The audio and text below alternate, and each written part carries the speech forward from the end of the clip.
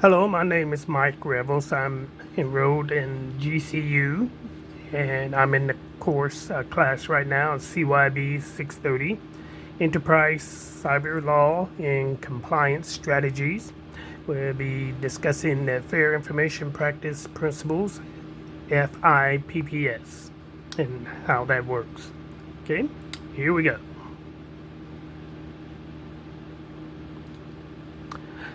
Okay, the objective is to describe your understanding of the FIPPS, including transparency, individual participation, purpose, specification, data minimization, use limitations, data quality, integrity, security, accountability, and auditing. I'm going to explain how FIPPA is compared to other agencies, policies, and laws and regulations. I'm going to describe how FIPPS can be used in practicing or protecting, personally identifiable information, and how federal agencies can put each of the principles to use. Now, understanding of the FIPPS, the Department of Homeland Security bases its privacy practice on the Fair Information Practice Principles. The FIPPS offers the fundamental tenets of privacy policy and serve as benchmark for their application at DHS. Pardon me. The FIPPS are a set of 8 principles: transparency, individuals, participation, purposes, specification, data minimization, use limitation, quality and integrity of the data, security, accountability, and auditing. Okay, I'm going to explain how FIPPS is compared to other privacy policies, laws, and regulations. Now, compared to other privacy regulations, FIPPS are more expansive and may not always be enforceable in court. According to the laws of some nations, businesses must follow the FIPPS standards. Since there's no equivalent regulation in existence in other countries, companies are free to use whichever data privacy method they see fit. Now, explaining how FIPPS compared to other privacy policy laws and regulations to continue. The FIPPS principles have also formed the basis of many individual laws in the United States at both federal and state levels. While the fact that a few the FIPPS listed principles are present in significant privacy framework. Remarks. Sorry about that.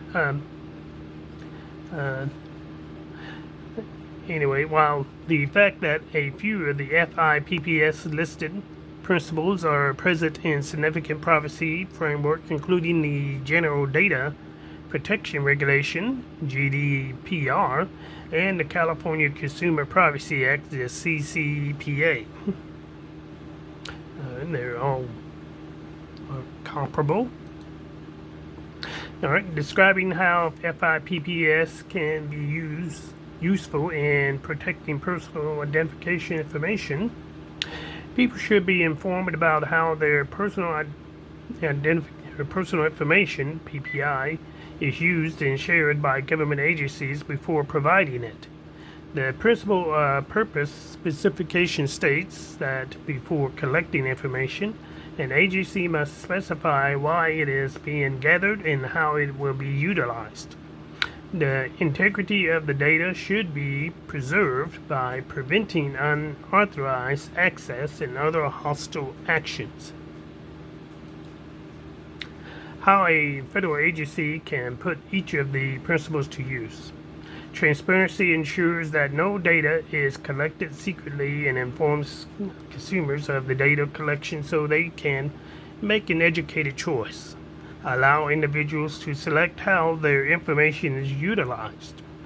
Individual participation, the agency can collect, use, share, and maintain PPI. An individual must include in the process and obtain their consent.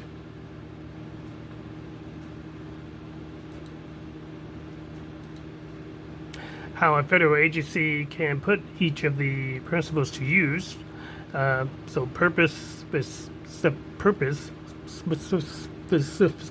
specification. Oh, I can't talk today. The legal basis for collecting PII that clearly states the purpose or purposes for which the PII is to be used.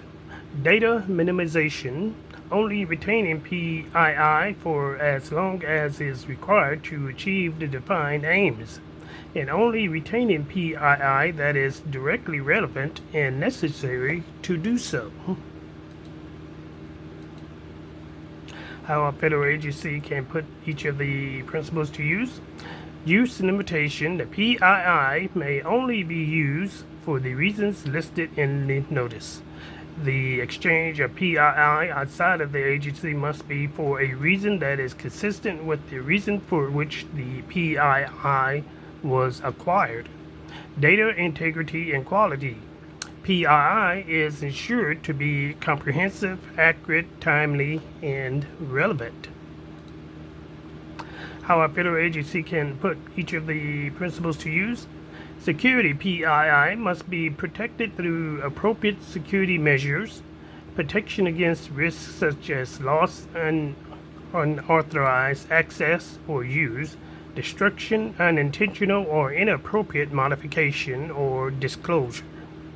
Accountability and auditing. The agency must be responsible for complying with these principles, providing training to all employees and contractors who use PII, and audit actual use of PII to demonstrate compliance with these principles and all applicable privacy protection requirements. Here are the requirements where I got the information, and I hope this was informative and useful to you. Thank you very much.